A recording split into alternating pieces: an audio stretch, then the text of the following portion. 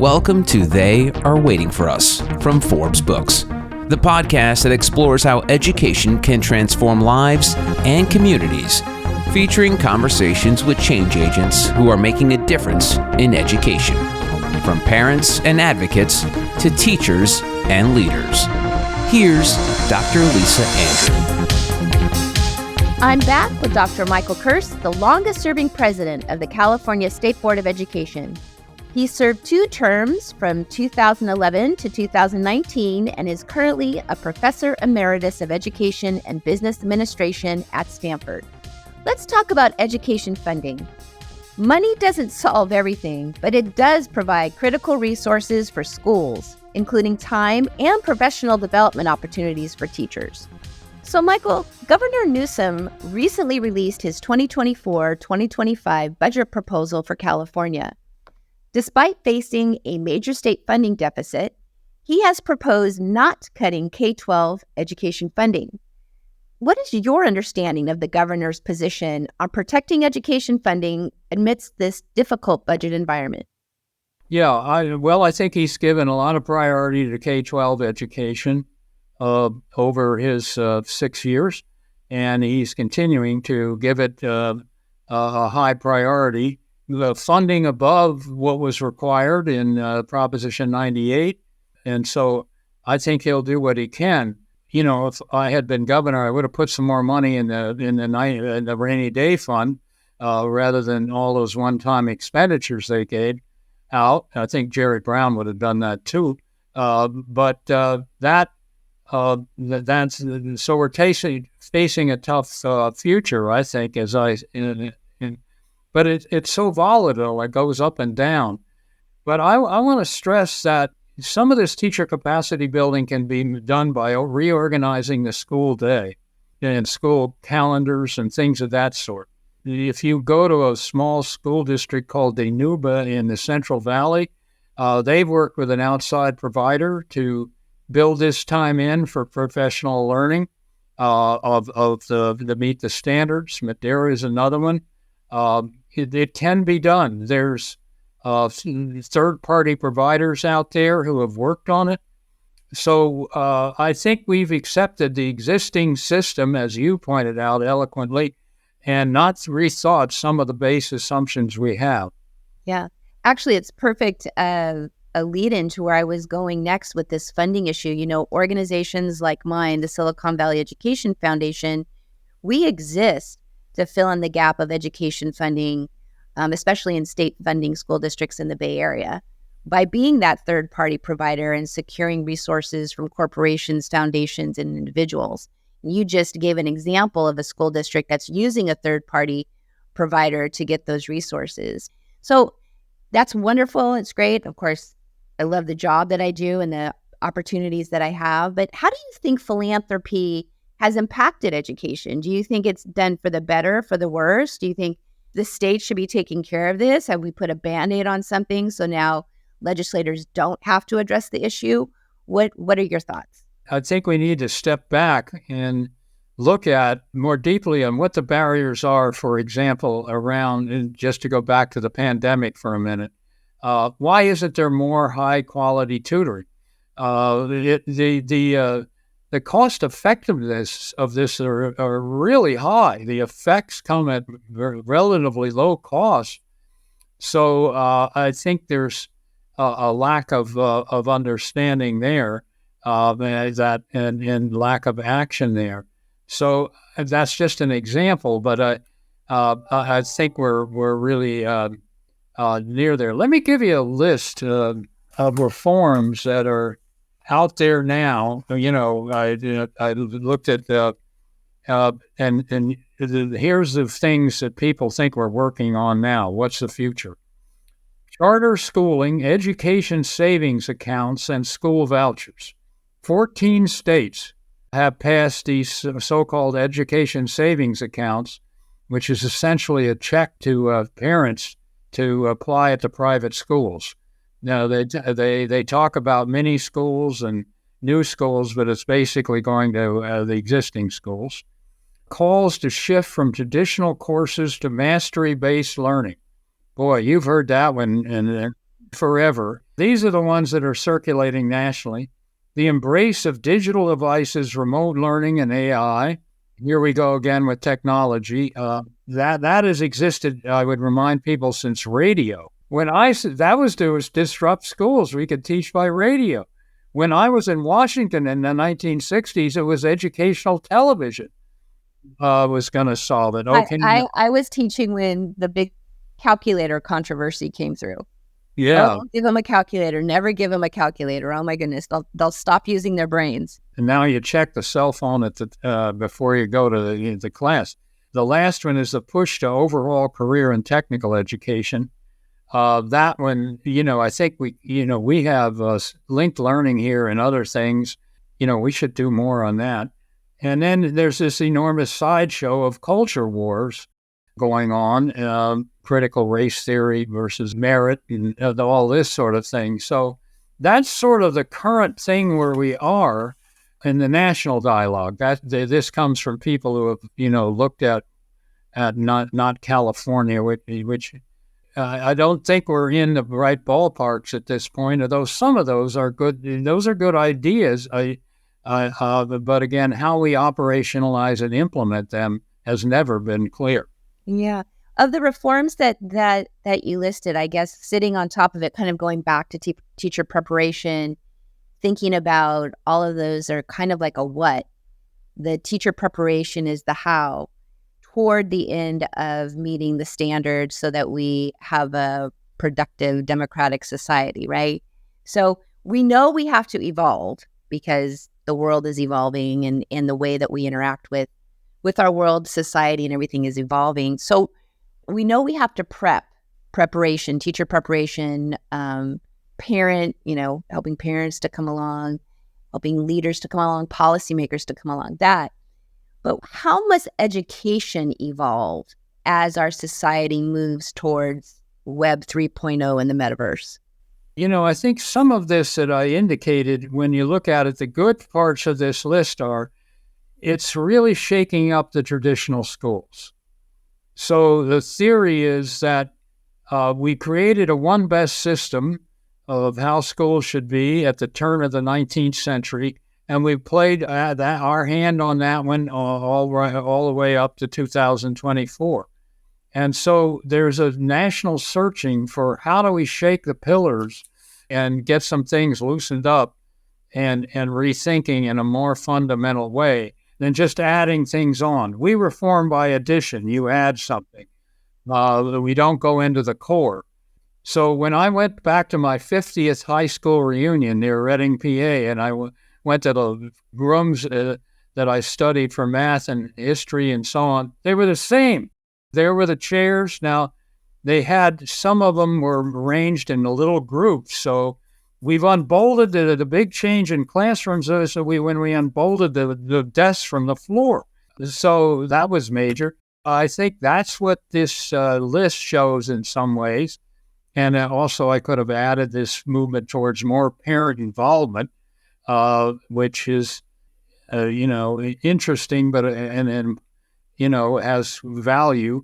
We do have 85,000 locally elected school board members. This is a pretty decentralized operation compared to a lot of other systems. So I think the parents can play a more active role, but I think we need to really think some of the basic underlying structures and norms and habits. Yeah. I can remember when, as a teacher and as a principal, and even in the superintendency, because most of us have done school, we all tend to think we know about school and we're experts about school. And those that were successful say, well, I know this is why I was successful in school, so I want the same thing for my child. And those that were not successful in school are going to make sure their kids don't have that same unsuccessful experience. But there's this tension between, this is what got me here, this is how I learned how to read, so this is what my child needs to do, and I know best. Yet, we've all been to the doctor, and we all, I'm sure, have, or most of us, have a lived experience of the doctor, and yet we would never tell the doctor what their current methods should be and how they should go about it. And we actually look to the doctor to make changes and expect it. We don't want to go to a doctor that's still performing procedures and surgery as 50 years ago, yet we accept that with our schools. And there's this kind of madness between you want that to progress, and we've all had that experience, but progressing this is much more difficult. And some teachers, I remember as a teacher, I was highly successful with this particular way of teaching reading. Few years go by, district wants me to shift to this other way of reading, and I had a hard time with that. But I've been successful doing this, my definition of success, right? And so just having to shift my mindset, having to shift all of these expectations and letting go of what I think works, or at least works at a certain level. If I give this up, it might be worse. Never is it going to be better, but it might be worse. So then if we're kind of dreaming about this new learning environment and we're thinking, unbolting, like I love that, unbolting the desks was the biggest innovation that you saw.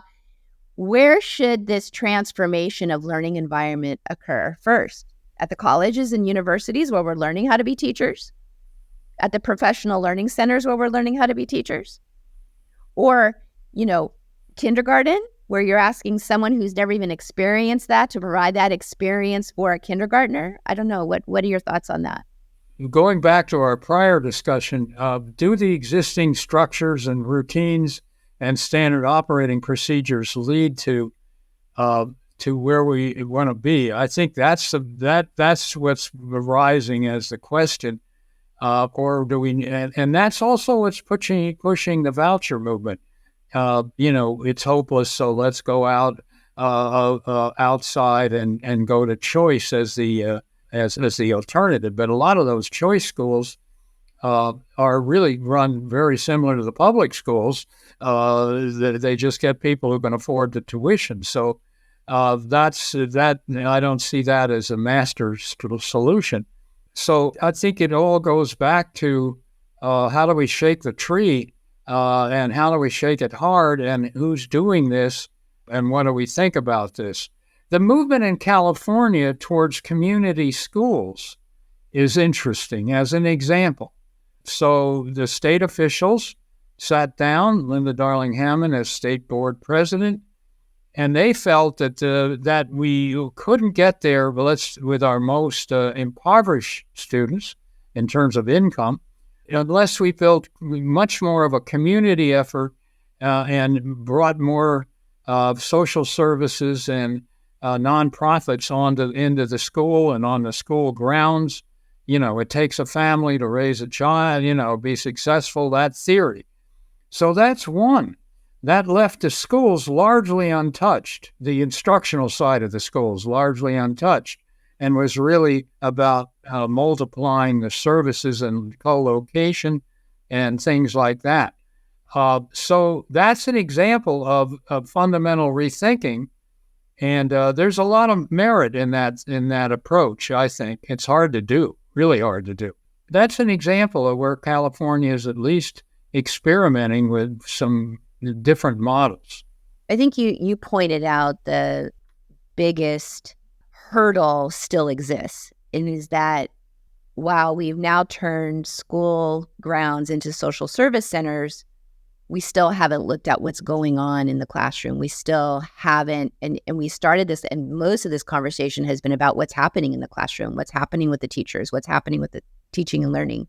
While I've made it a one-stop shop for parents to get resources that, yes, the health of the child, the health of the family is very important, I haven't addressed, what the purpose of schooling is.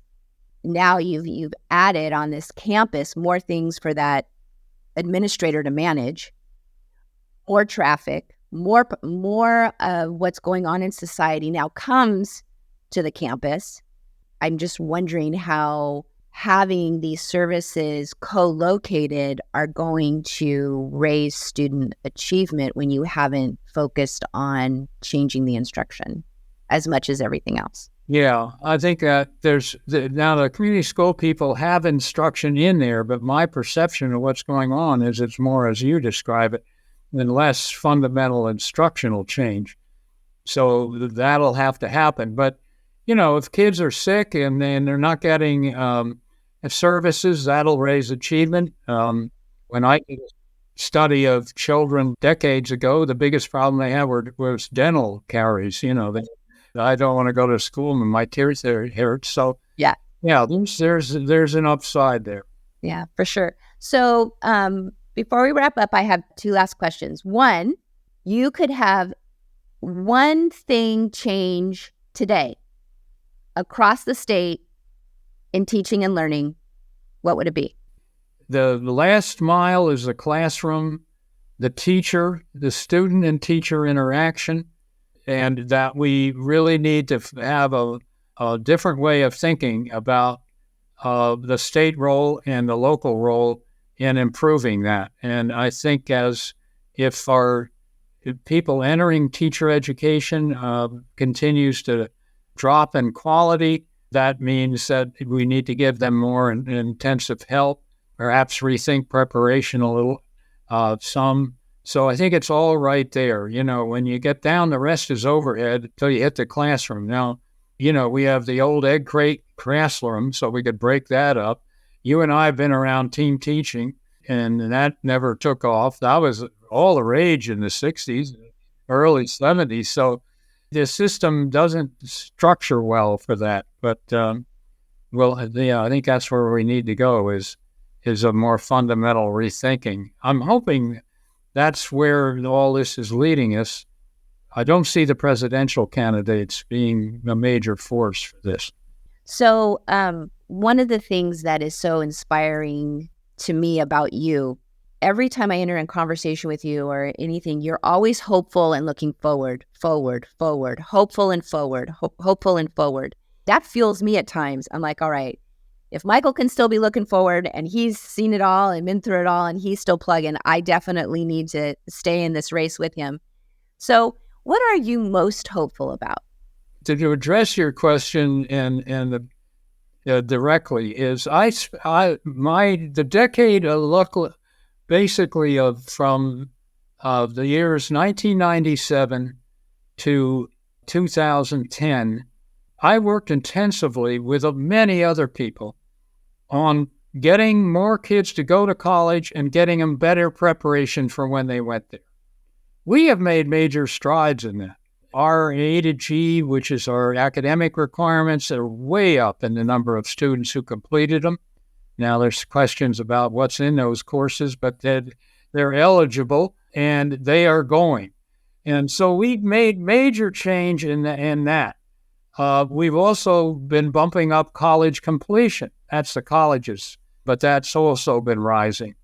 So nobody looks at that. So I felt very good about that. I put a lot into that. Of course, there were many, many people, but we've really, when I went to college in 1957, I think the number of the people going on was around 15%. We're up over mid 60s to 70s now, more close to the 70s. So getting more education helps you. They learn something when they go to college, so you can't spend a whole year there and not know anything more. It's difficult. I've known guys that have done it. What were you doing at college? Oh, yeah. Yeah. So that's so we can do it. That was a real push when you look back on that from higher ed and lower ed. Right. Good. Well, many, many accomplishments. That definitely is one. So if folks wanted to get in touch with you to find out more about you, have a conversation, have coffee, have lunch, what should they do? They should email me at mwk@stanford.edu. It's as simple as that. Great. And I know there's some listeners out there that'll be, want to engage with this gentleman about this. So thank you very much for taking time to chat with me today. Always being willing to share your expertise, support, and knowledge with me and with my organization, the Silicon Valley Education Foundation. Michael, the children, they are waiting for us, and you are showing up. I wish you all the best. Great to be here.